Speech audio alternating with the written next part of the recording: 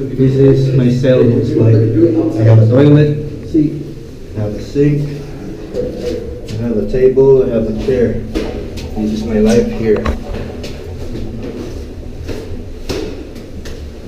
I can hang my pants here, or anything, my towel.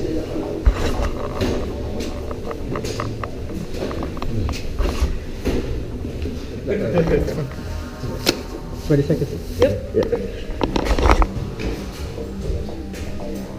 So I'm here for about 20 seconds. It's total darkness here. Yeah, I'm here in this cell for about 20 seconds. And this is really how the inmates felt before, the ones who got isolated. They're in total darkness. There's no light. So it's really difficult. It's total darkness here.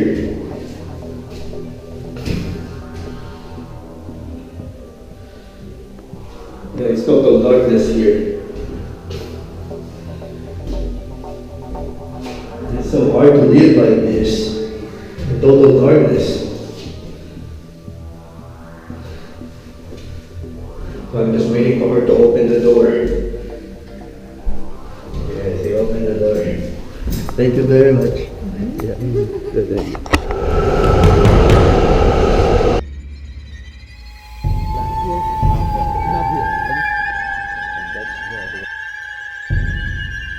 Alcatraz.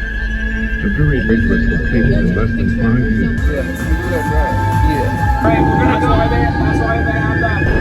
It's the Golden Gate Bridge. That's a nice YouTube shirt. I guess you know.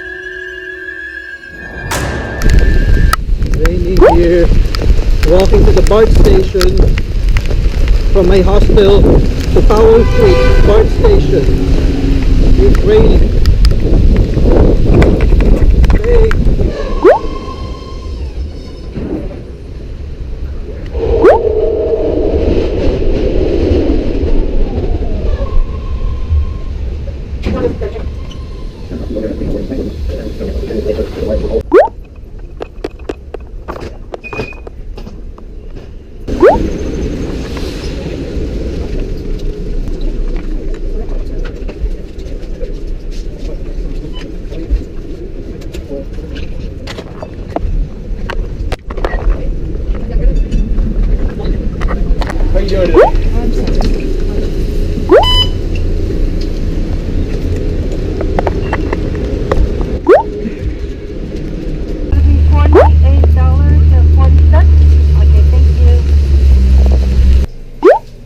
The restroom. Yes. Thank you. We're boarding for 4 p.m. night tour. Alcatraz. You have that mask on even when you're in line. It should cover your mouth and your nose properly. So put it on if you don't have it on. If it's under your nose, please pull it over your nose. Which required here on the boat, the island, and the turbo to make sure you have your mask on, please. Thank you. We're waiting. Boarding time. About 3:30 p.m. for Alcatraz. Lots of people.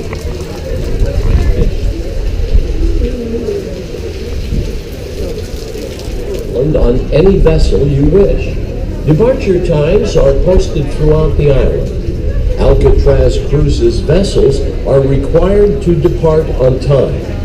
We regret we cannot open the boarding gate. Plants, animals, and historic structures on Alcatraz Island are protected by law. Do not collect or take anything off the island. Feeding and disturbing the birds, animals, and sea life on and around the Alcatraz Island is strictly prohibited. Smoking is allowed in one designated area of the Alcatraz dock. Bottled water is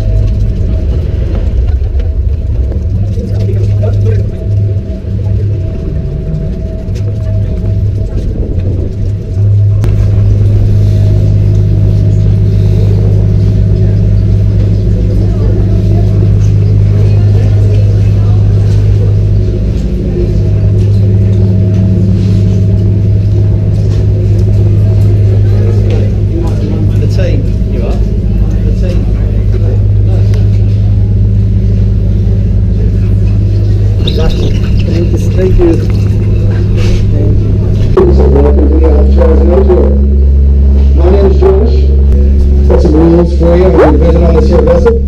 Alcatraz Cruises special sails and the rules and regulations set forth by the United States Coast Guard. For your safety, please do not stand on the benches, sit on the backs of the benches, or lean over the rails. If you have any young people in your group, please keep them inside at all times. Have them walk about the vessel, please do not run. There's always the possibility of encountering large waters, so when you're getting up and down the stairways, please use the handrail at all times.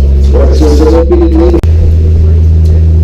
the population of Europe in 1848 is only 400 people.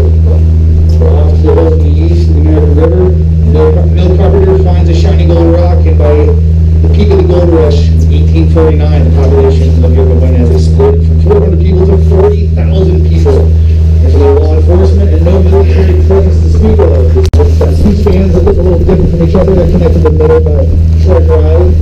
If you swing around from the front of the boat, you'll see a big old island in front of us, just to the right of Alcatraz. That's Angel Island. That's the California State Park. If your family immigrated to the United States and came through the west instead of the east, instead of getting a beautiful view of New York City and a beautiful Statue of Liberty, well, you got this island right there. Just to the left of Angel Island, we have our destinations this evening, Alcatraz Island. And if you keep moving around to your left or keep your gaze heading west, you'll see the Golden Gate Bridge.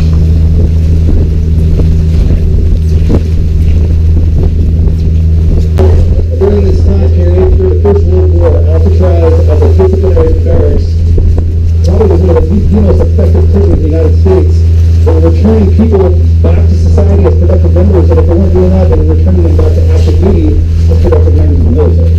Now, as we get a little closer to the island, take a look at the side of the cliff there, and embedded in the rock, you're going to see some things that look man-made, and those are the remains of those Civil War era structures, those cannon placements and cannon batteries that go all the way back to 1860s.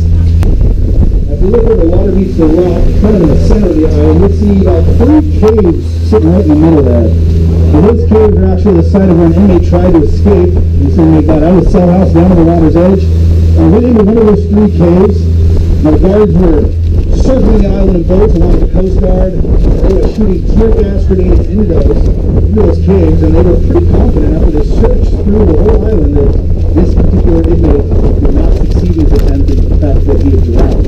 They were so sure that he died, they told the media in San Francisco that this particular inmate did in fact perish in his attempt, but he was still inside that cave. And for 2 days he sat there, slowly becoming hypothermic, and when he got hungry enough and cold enough, he became the first inmate to break back into Alcatraz. By the United States government to the Native Americans.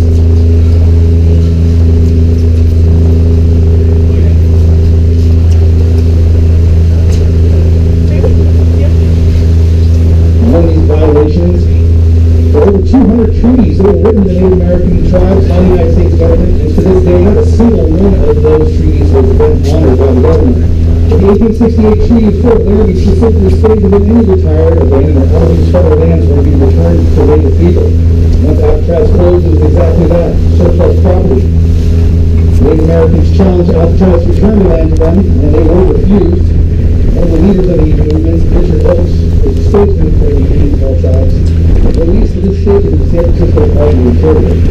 We invite the United States to acknowledge the justice of our claim, so it's now wise for leaders of the American government whose violence upon us as the terror to remove us from our great spiritual land of war. The Institute of Real Change in the feeling of the American Indian. We do not fear your threat of charge that is found on our land. We all of the oppressed people of the welcome and spectacular truth of the world, and kind of genocide. Nevertheless, we seek peace. Alcatraz was occupied for 19 months. At the end of the occupation, due to serious destructive fires and lack of public support at Alcatraz, Native American population was removed, and the occupation was ended. Now, folks at that time probably would have thought it had failed, but it could have been more wrong.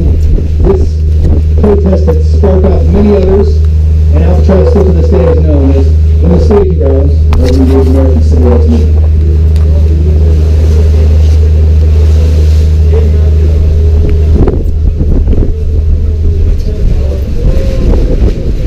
Folks, so what's going to happen is we report up to the doctor in just a moment. We're going to disembark and we'll be broken up into what we will not let you on until 6 6:30. So if you're running down here to get on the boat to stay dry, if you're there at 6:20, you're going to be getting wet for 10 minutes. So don't run out onto the dock. Don't get all wet. Don't stand out in the misery until you're ready to get on that boat at 6:30. We go up and we'll be departing at 6:40.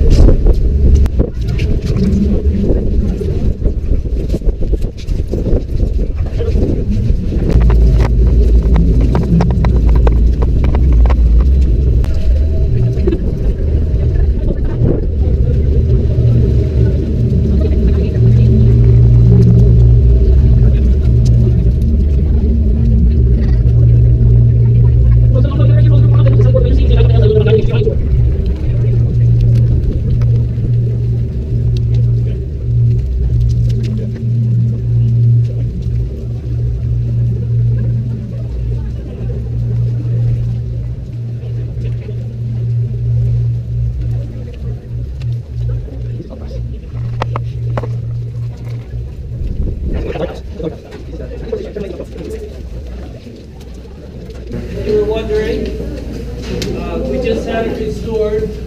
I'm the only one that drives it right now. So. Anyway, it was not here on the island in 1946. It's a movie prop. It was brought out here by a movie company in the early 1990s. Never made it into the movie. They cut out all the scenes. I don't care. I get to drive it. All right. Hi, on behalf of the National Park Service and our partners at the Golden Gate National Parks Conservancy, welcome to the Alcatraz Night Tour. I'm Ranger Steve. I'm going to be your guide for a very short while until we get up to the prison building. Then you'll go inside and you'll get the audio tour player. That audio tour will lead you around through the cells for 30 minutes, and then you'll end up in the dining hall. If you're not in the dining hall, find your way to the dining hall at the end and turn in your player there in the dining hall. Please don't bring your player down the hill. And after you turn in your player, you can go down the stairs, and there's a big gift shop open until 6 o'clock. We also have an exhibit there. I'm not sure if it's open tonight, though, because it was flooding earlier. Anybody ever heard of him? Not that famous, I guess. But you can learn his story and why he is a famous inmate. At 5:40, there's another program. You can't do all of these. They overlap.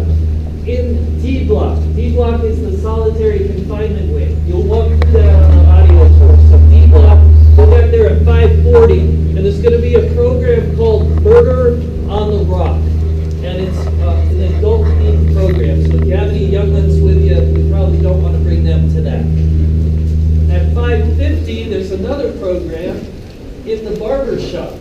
And that program is about the famous 1962 escape with John and Clarence Anglin and Clint Eastwood. So you can learn about that one in the barber shop at 5:50. That one's going to start in the barber shop and then end up here in the Sally Port to finish up the story down here. We are in a national park site, so a few things to keep in mind. Everything on the island is protected by federal law. Don't pick up rocks, leaves, feathers, flowers, rakers. They all have to stay here. If you brought any food or drink, a picnic lunch, that can only be consumed down on the dock area. No food anywhere else on the island. If you smoke or vape, only one smoking area on the island. It's on the far side of the dock. If it's pouring rain, we aren't going to send you into the pouring rain. There's at the end of the restroom building on the dock, there's a covered area. You can smoke or vape there. But no smoking or vaping up here at 5:30. You're just going to wait for an hour in the cold. So stay up there. Stay up there. No early boat. All right. Alcatraz started out as a fort in the Gold Rush era. The oldest standing building on the island is this one right here. It's the guardhouse of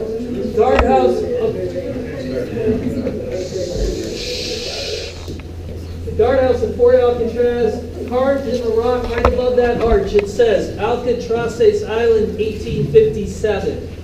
Where the tram is right there was the drawbridge, and you can see the pulleys in the corners of that arch, where the chains would lower the drawbridge up and down, and cannon ports on either side. The room below the cannon port on the right is the first prison on Alcatraz Island. That's where it all began, a long history of incarceration. You're only going to hear a short part of that on the audio tour. The 29 years that it was a federal penitentiary. But for 80 years before that, it was a military fort and a military prison. All right, we're going to make our way up to that world famous federal penitentiary right now. Here's how it works. We have the tram with us. The tram goes first at all times. Give the tram plenty of room because it might roll back on the hill. Tram goes first, I go second, you follow me. I'll see you up there. Let's go to prison.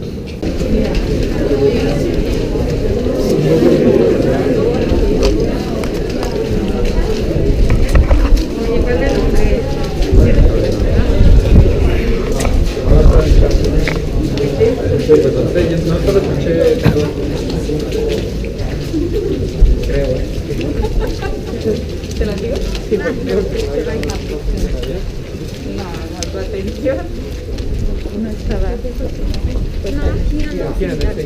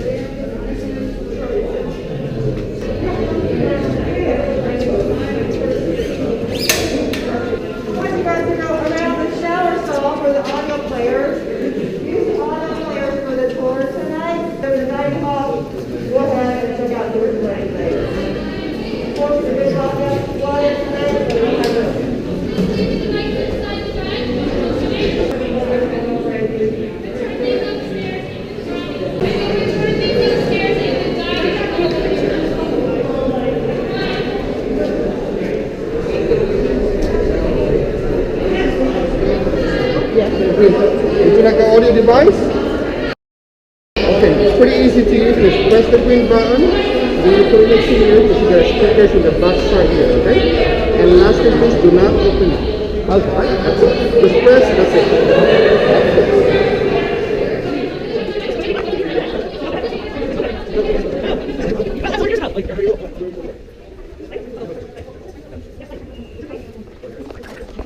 You should now be standing under the sign that says, "Tour begins here." On your right, look for a photo panel entitled Tour Narrators. Walk over to it. Walk, do not run when moving from one place to another. I'm Pat Mahoney, former Alcatraz correctional officer, and I'll be your guide. I served 7 years on the Rock. These first photos introduce some of my fellow officers. I am Philip Bergen, Captain of the Guards, United States Penitentiary, Alcatraz, California. Well, my name is George DeVincenzi. I used to play checkers with Robert Stroud. I don't think I ever beat him. My name is Ronald Battles. I asked whether they hired blacks out there. You know how it was in the 50s. Continue to the left, to the next photo panel. These are some of the prisoners whose voices you'll hear. Yeah, my name is Leon Whitey Thompson. My number was 1465. I was a man that had total hatred in them days. I hated anything that walked or crawled on this earth. I was a man who was dead inside. You couldn't hurt me no more, see? I'm John Banner. My Alcatraz number was 1133. I'm a thief, you know. I ended up about number 17 or something like that on the most wanted.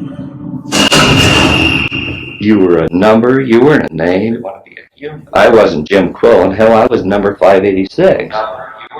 Everybody wants to be an individual. They want to be a human. And you weren't at the Rock. My name is Darwin Kuhn. number 1422. Figured I'm never going to get out. Yeah, I'm going to sit right here until I die.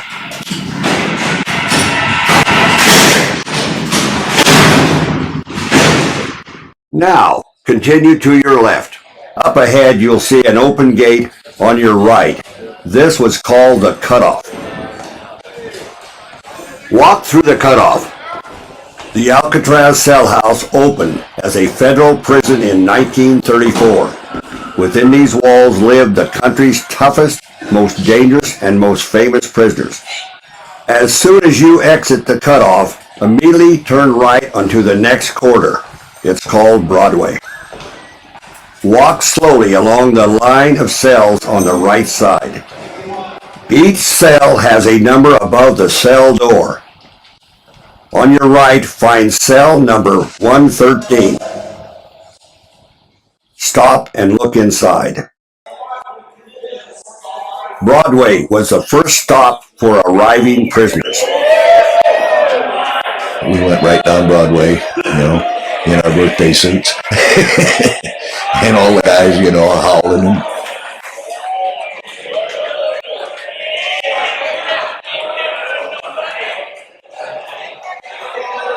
Well, here's a typical Alcatraz cell. Every one of them in the cell house exactly like. I had a metal tabletop and a little chair there, and that was about it. So it was pretty barren. 5 feet wide, 9 feet long, 7 feet high. That's what I call a little box. No decorations allowed, anything, couldn't paste anything on the wall. Continue to the next cell.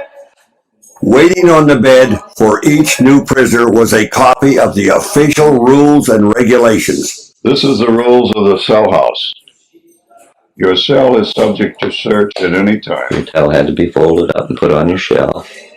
Your toothbrush, and they used to give us tooth powder in little green containers. Now, continue ahead to the next cell. I guess like a cockroach feels in a matchbox. You may smoke in your cell in the library. We were issued a pack of wings on a Monday, Wednesday, and a Friday. Every inmate, whether he smoked or not. Continue to the next cell. Sweep your cell and place the trash in the trash I bin. knew every mark, everything in that cell. And then pretty soon that cell became like a part of me, or I became a part of the cell. Look ahead to the far end of Broadway. You should see a clock on the wall. Walk towards it. Alcatraz is always classed as the end of the line, the point of no return. It was like going into the ground. When you're buried, you're gone forever. Beneath it is the area prisoners call Times Square. When you get to Times Square, turn left. Look over towards the right and find the large photo of the prison recreation yard. Walk over to it.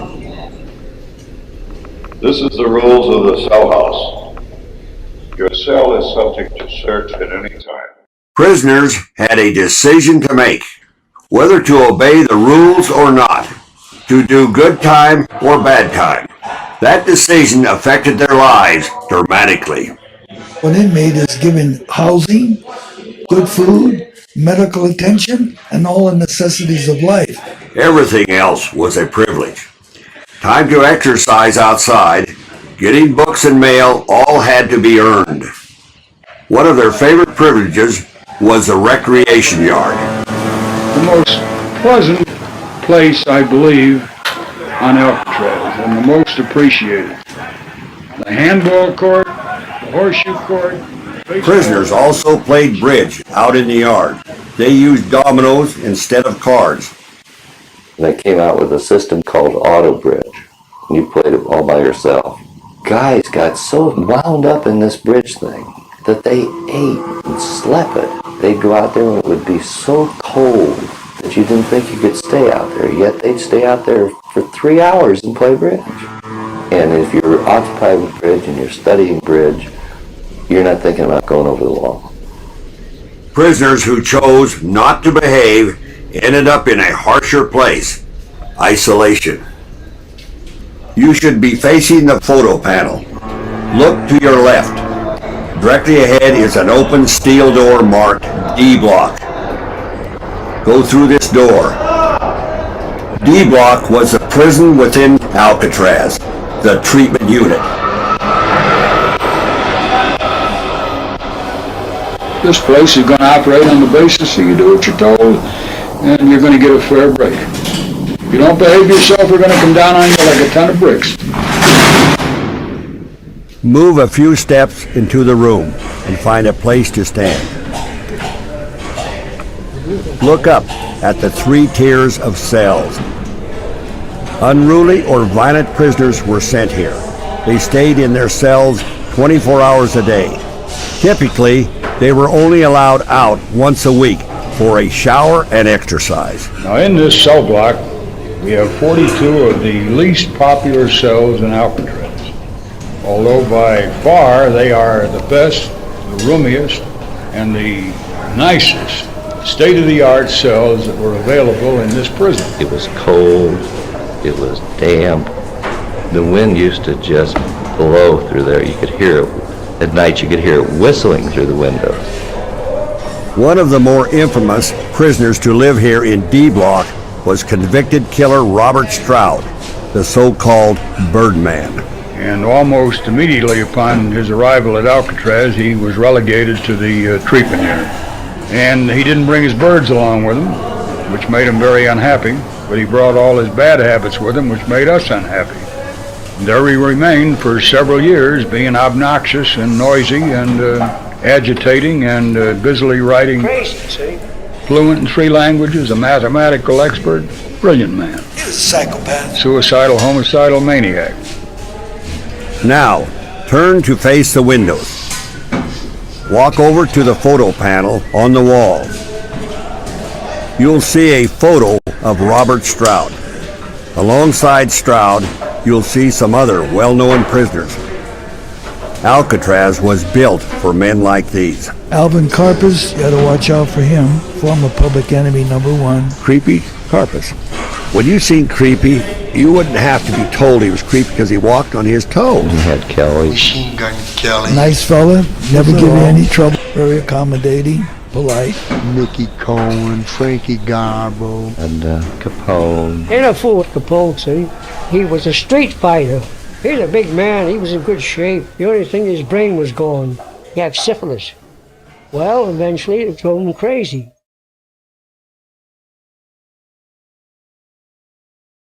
Now, turn back to the cells. Walk over to the cells on the far right with solid green doors.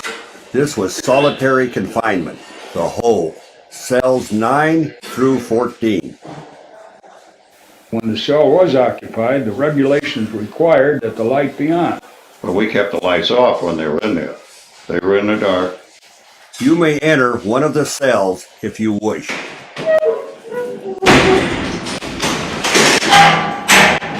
Well, when I'd go in the hole, what I used to do was I'd tear a button off my coveralls. I'd flip it up in the air. Then I'd turn around in circles. Then I'd get down on my hands and knees and I'd hunt for that button. And when I found the button, I'd stand up, I'd do it again.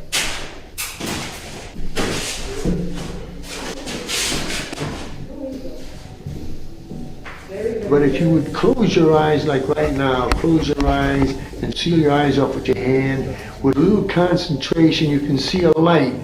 And pretty soon that light will get brighter. And you got to concentrate on this. And after a while, not a short while, this takes time and practice, but pretty soon you can almost put your own TV there. And you can see things. And you can go on trips, and this is what I did. Now, open your eyes.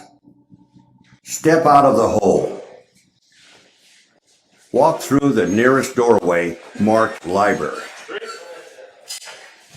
Continue into the large open area. This was the prison library. You put your request on a library card. If the book was available, they'd bring it and put it in the bars for you. Prisoners with reading privileges could subscribe to approved magazines. And if it had some story about some convict out of Nebraska or something, that was cut out. Never mind that you might have been reading a serial and it was on the back of one of them pages. Prisoners who behaved could also take correspondence courses. Took a course from the University of Pennsylvania on animal husbandry. The Gestation period for a pig is 3 months, 3 weeks, and 3 days. Now, let's continue. Walk out of the library, immediately turn left. Walk toward the recreation yard doorway, up ahead. Stay along the left wall of the corridor. You're now on CD Street. C and D block. They call it CD Street for C and D. Look for a large photo panel along the left wall. Stop when you get there. In May of 1946, an inmate named Bernie Coy, along with 5 accomplices, decided they would escape to freedom. Alcatraz was built to keep every inmate directly under a gun. You should now be at the photo panel. This panel tells the story of the bloodiest escape attempt in Alcatraz history. Find the pictures of the escapees and look at the bar spreader. We'll hear more about these in a moment. Now turn right and continue slowly down the corridor. Directly ahead of you and up above is a 2-story walkway covered with bars. This is the gun gallery. Well, you had a man on the catwalk, gun gallery, and he carried a rifle and a pistol. Stop when you get near the end of the row of cells. On Alcatraz, guns were never carried down here on the floor, only up in these galleries. Anyway, this gun gallery was more or less overseeing the whole prison. Notice the keys hanging from a hook attached to the gun gallery. You may wonder what that is. Well, that hook was for a specific purpose of allowing the officer on the floor to send his keys up to the gallery for safekeeping. You should be at the end of the cell block. We'll be standing here a moment. To escape, Bernie Coy knew he needed the keys in the gun gallery. He arranged for an accomplice in D block to distract the officer in the gun gallery, while he overpowered the officer here on the floor. Next, to enter the gun gallery, Coy used his homemade bar spreader. He climbed the face of the west gun gallery with his homemade bar spreader hanging around his neck. See there at the top of the bars where they curve back towards the back wall? Well, that's where he spread the bars apart, wide enough so that he could squeeze into the gallery. Coy surprised the gallery officer and knocked him out. He grabbed his gun and keys and dropped them to his accomplices on the floor. Look below the gun gallery to the recreation yard door. This was the door they hoped to open, but none of the keys worked. You sure you don't know which key opens this control box? The last thing I heard was, "This is the right key, but it won't open the door." Outside the cell house, other officers on duty were unaware of what was happening. The phone started ringing. They weren't getting any answers. Then, one by one, 8 guards walked into the cell house to be confronted by armed convicts. More people kept coming in. They kept catching more people. Get down on the floor and stay there! Please find cells number 402 and 403. Walk over to them. You're lucky we don't kill you, you last fake. 8 officers were captured and locked up in these cells. Escape was now impossible. The prisoners' frustrations turned to rage. Joe Kritzer pointed his gun at the officers trapped in these cells.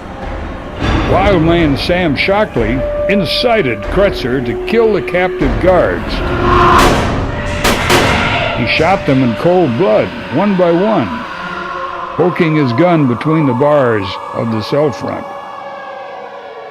And then right after that, the siren went off, and they were dead. Now continue back up the aisle towards the library. Stop at the cutoff across from the library. It is on your left. What happened next became known as the Battle of Alcatraz. What the hell did they have to live for? They were going to die. They were going to die one way or the other.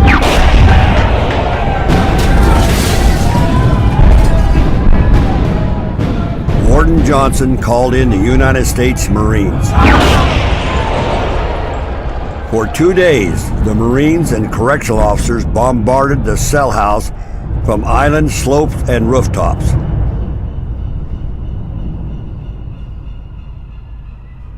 You should now be at the cutoff, across from the library. Glance into the cutoff and look at the floor. Those pockmarks were made by the exploding grenades that were dropped by the Marines through holes in the roof of the cell house. On the wall above them, you'll see a metal grate. Then the next morning, things had quieted down, and we decided that the escapees were dead. We found them there in the utility quarter. They were firing their guns as they died. At the battle's end, 2 officers and 3 prisoners lay dead, and 2 other prisoners were later executed for their role in the escape attempt. Step back out of the cutoff and onto Seedy Street. Continue walking slowly past the library along the corridor. Although calm was restored for San Franciscans, the Battle of Alcatraz was a stark reminder of the danger of having a maximum security prison on their doorstep. Escape attempts got the attention, but in Alcatraz's 30 years history, most days were uneventful and repetitive. Stop at the first furnished cell. Most accepted that this cell block, however grim, was home for now. Some considered this sunny area the most desirable part of the prison to live. It was like coming back and greeting an old friend, really. Take a look into the cells. I used to do a lot of oil paintings on Alcatraz. If I was painting a scene of the Swiss Alps or something like that, hey, I'm right up there skiing as I'm painting, and I used to escape that way. My grandmother taught me how to crochet when I was a kid. So I taught a lot of guys how to crochet. Big tough guys sitting in there with a needle and crocheting. Move on to the next cell. In the 1950s, radios were installed at Alcatraz. You might have noticed what looks like a light switch box with 2 holes. Prisoners plugged their earphones in there to listen to the radio. We had 2 stations we could plug into. They let us listen to such programs as Boston Blackie, Pelican, Have Gunwood Travel,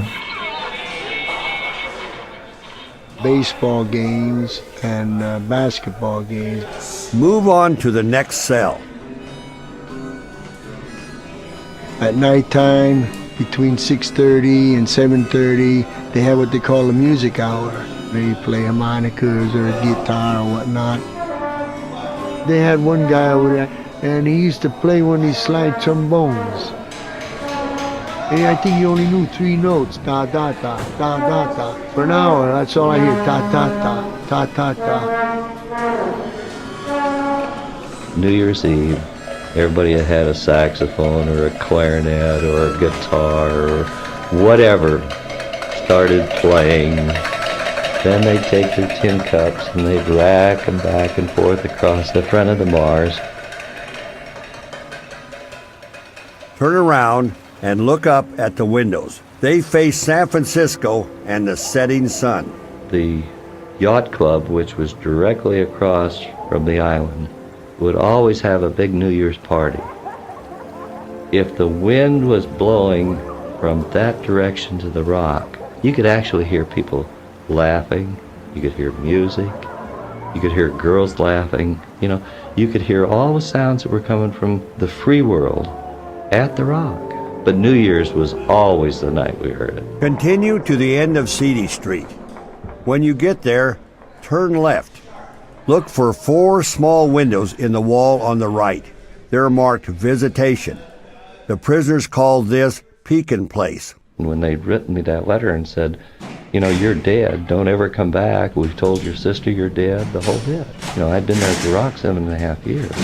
The guard came up and racked my door open and said, Quillen? And I said, yeah. Or said 586, and I said, yeah. You got a visitor? And I told him, I said, you're full of crap. He said, you got a damn visitor, go down to the visiting office. Approach the visitors' windows. I thought, hell, I'll see some good-looking chick at least, if nothing else, And I walked up there, and here's this good-looking girl. I was nervous, Didn't know what to expect. I knew who she was when I got a real good look at her, and when she said Jimmy, which was what she always called me, hell, I knew it was my sis. Once I saw Jimmy, it was, he didn't look different, and he was overwhelmed, and he couldn't believe it. He couldn't believe it, that we were there and that I had grown up and that I'd come to see him. Let's continue. Directly ahead, on the right, look for an open gate with a sign that reads, Administration Wing. Walk through this door. Prisoners rarely saw the world behind this door. We're now entering officers' country. Walk along the left side of the corridor.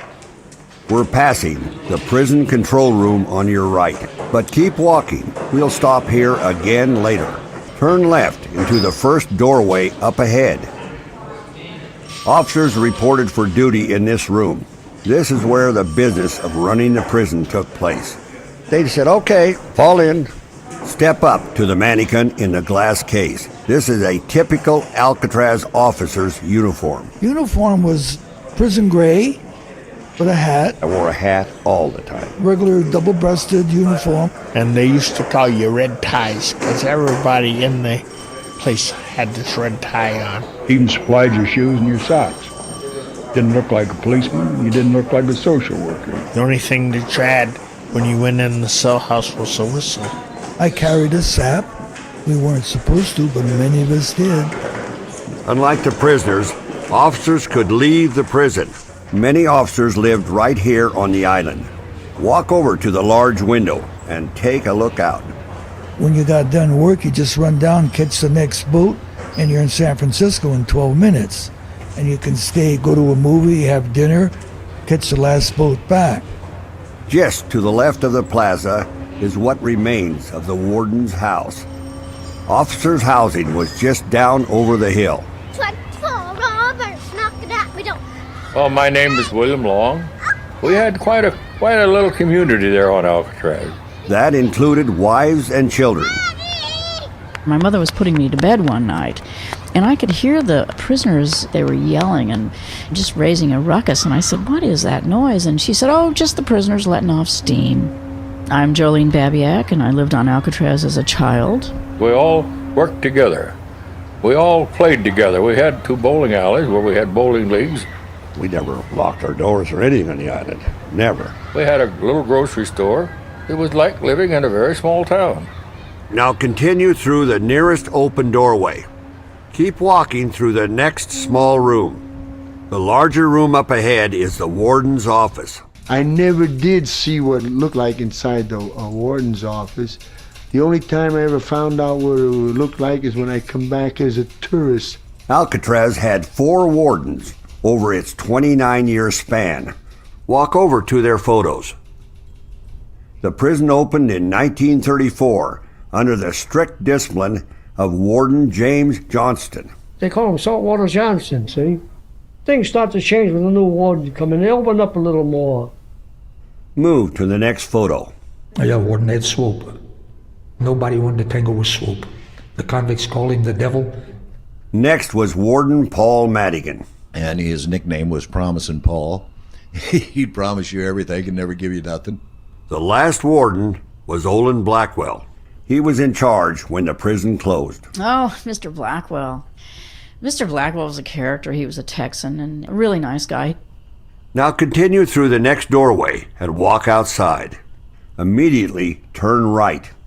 We're only going to be outside for a short time. Keep moving along the walkway to the open area up ahead.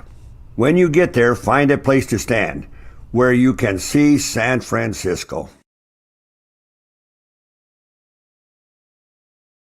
You couldn't beat Alcatraz for the beautiful view there. So there was never a day you didn't see what the hell you were losing and what you were missing, you know. It was all there for you to see. There's life. There's everything I want in my life, and it's there. It's a mile or a mile and a half away, and yet I can't get to it. Look at the city directly across from us. San Francisco is only 1.25 miles from Alcatraz. And it's a combination of tides and temperature that makes that swim so treacherous. I recall getting in that water, and it was like a shock. I didn't expect it to be that cold. If you can do it, it's up to you. But you got to pay the price. If you find it cold out here, you may walk through the green doors into the front of the cell house. Just inside, turn left and you can look out the windows at the bay. My father was Arthur M. Dollison. In 1961, he became the associate warden. On June 12, 1962, Associate Warden Arthur Dollison was in charge, while Warden Blackwell was away on a 2-week fishing vacation.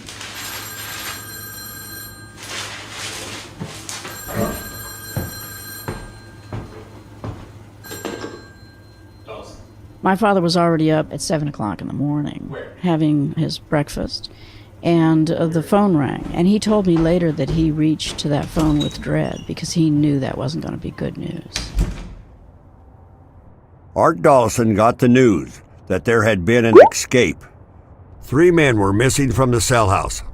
We all believed in the escape-proof myth, and this turned out to be one of the most sophisticated escape attempts in U.S. history. If you haven't already, step through the green doors in the front of the cell house. Step into the large open room on your left.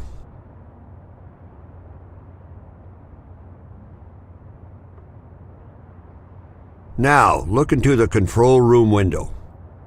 If you're already inside, turn around and look into the control room.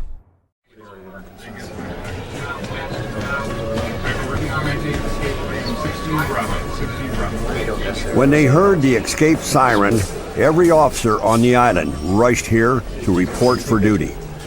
Prison authorities had made their own plans in case of escape. The escape response plans were located in a locked safe, and so my father had to go and get the key or the combination and unlock the safe, and then that would determine which officers were armed, where they were positioned, and make sure that all the bases were covered in any kind of an escape. Now go back and continue down the corridor along the left side. Walk back into the cell block. Yeah, I wanted to escape. That was in my mind constantly. You cannot take away from a man the thought that he wants his freedom.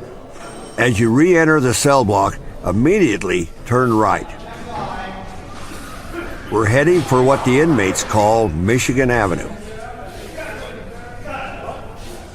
When you get there, cross over to the cells on your right. Walk to the large photo panel up ahead.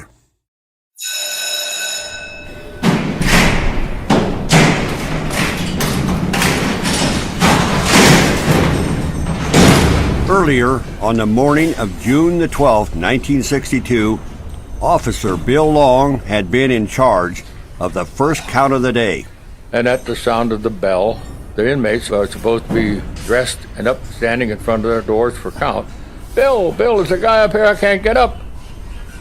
Well, it's the sergeant says, I'll get him up.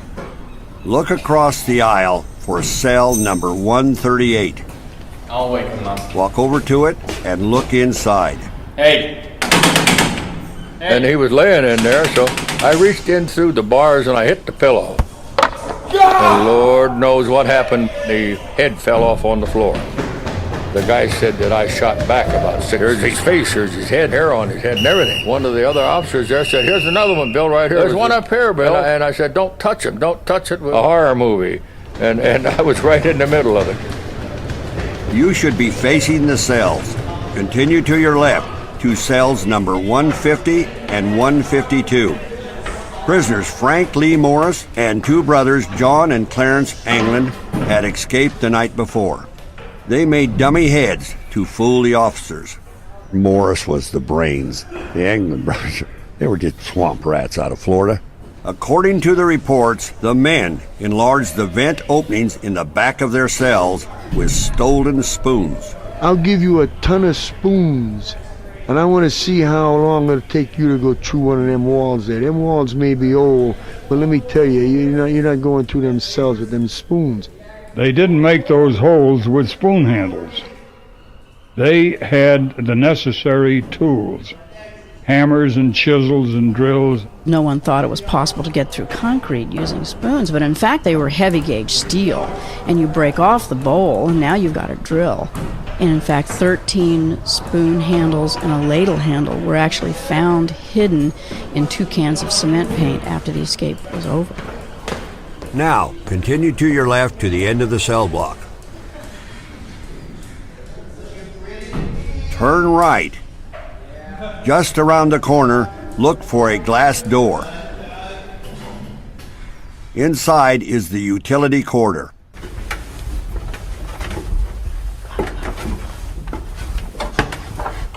The 3 men climbed up these pipes to the roof. At approximately 10:30 that night, there was a sound like a hubcap when you're dropping it, goes, but very loud. They worked for over a year to get up onto that roof, and that would have been the most fantastic moment to have stood there knowing that you actually got out of the most secure building in the country. The question has never been answered. Did they make it to freedom? My theory is that they drowned. They went to South America, because I know they were all studying Spanish. The men have never been found. Face the utility corridor. To your left is Broadway. Continue around the corner and back onto Broadway. Stay to your left and walk slowly down the corridor. Imagine it is nighttime and the cell house is dark.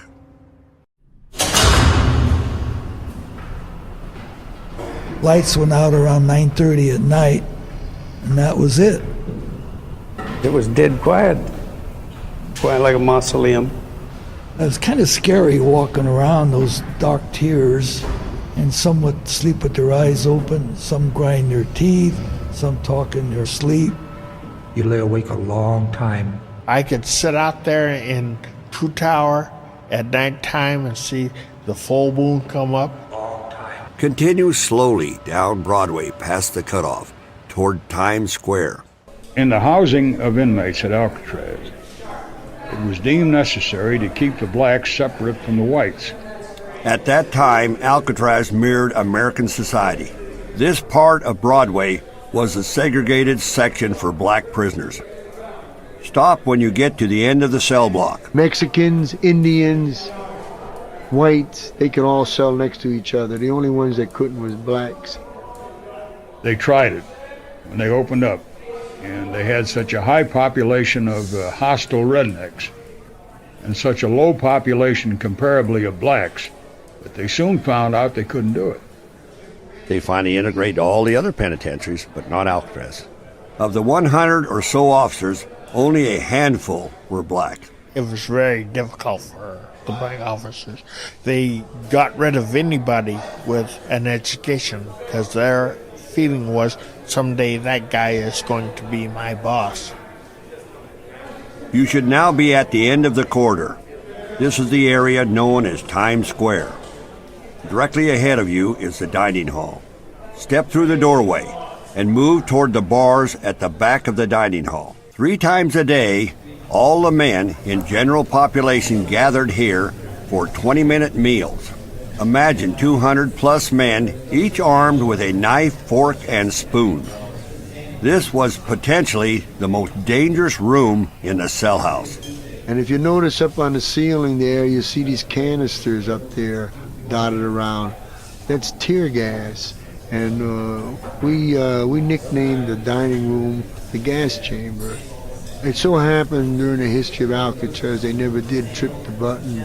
If they did trip it, they would have made a fatal mistake because them 2 guards in there and the lieutenant would never have gotten out of there alive. Now walk to the barred area at the far end of the dining room. Behind it is the kitchen area. Notice the knife rack on the left. The shape of each knife was outlined on the rack. This way, officers could tell immediately if one was missing. Even so, some knives disappeared. I think about 3-4 men got killed with kitchenware.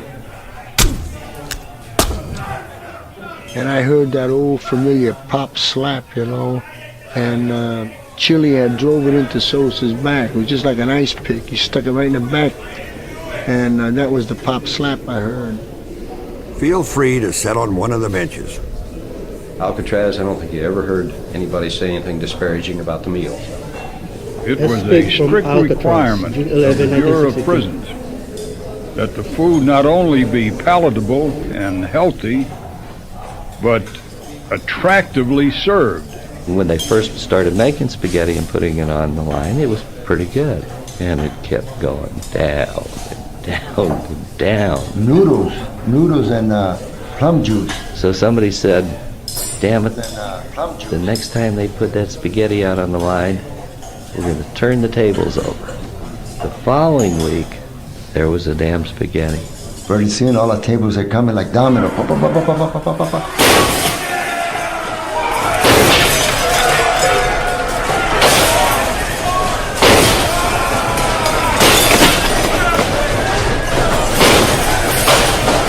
And the lives of those officers in that dining room were in jeopardy. And so old Bergen, he just took it in hand and took that Thompson and knocked out 3 panes of glass. Buck, waited, buck, waited, buck, knocked out the 3rd. Got everybody's attention, jammed that actuating lever back, and she went click, and they all heard it, and they knew what it meant.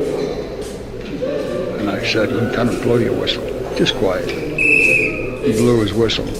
Inmates started to get up and marched out of the dining room just like little lambs.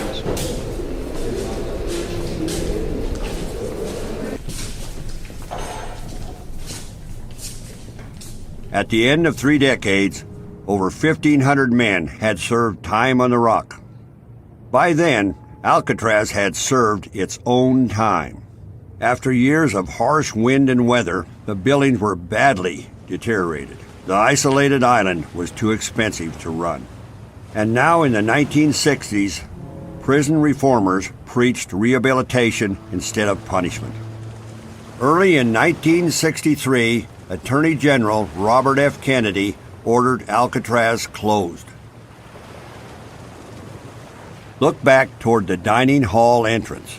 Walk over to the large photo of prisoners walking down Broadway. They were the last prisoners to leave the Rock on March 21st, 1963.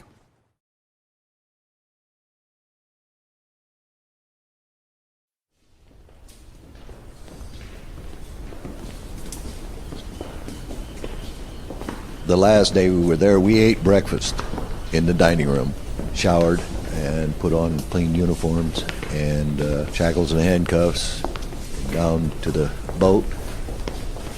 I saw the last inmate leave.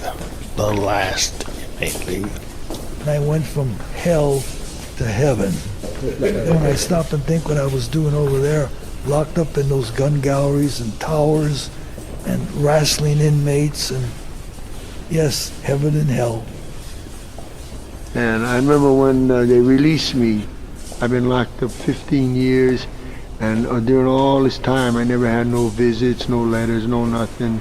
And I'm watching the cars whizzing by and the people walking. Everything was moving too fast, and I didn't know how to move with it. And then I remember how envious I was of these people, because they all had a destination. They were all going someplace, and I didn't know where I was going. And I was scared to death. On behalf of the National Park Service and the Golden Gate National Parks Conservancy, thank you for taking the Alcatraz Cellhouse Tour and supporting America's national parks. Now you'll be returning downstairs. Walk back toward the dining room door. Do not exit. Follow the signs pointing to the stairway on your left. Please hold the handrails as you go down the stairs. We'll take your player as you exit. A brief reminder, all tour equipment is electronically protected against theft and will trigger alarms if taken aboard the boat. Goodbye, and thank you for visiting Alcatraz.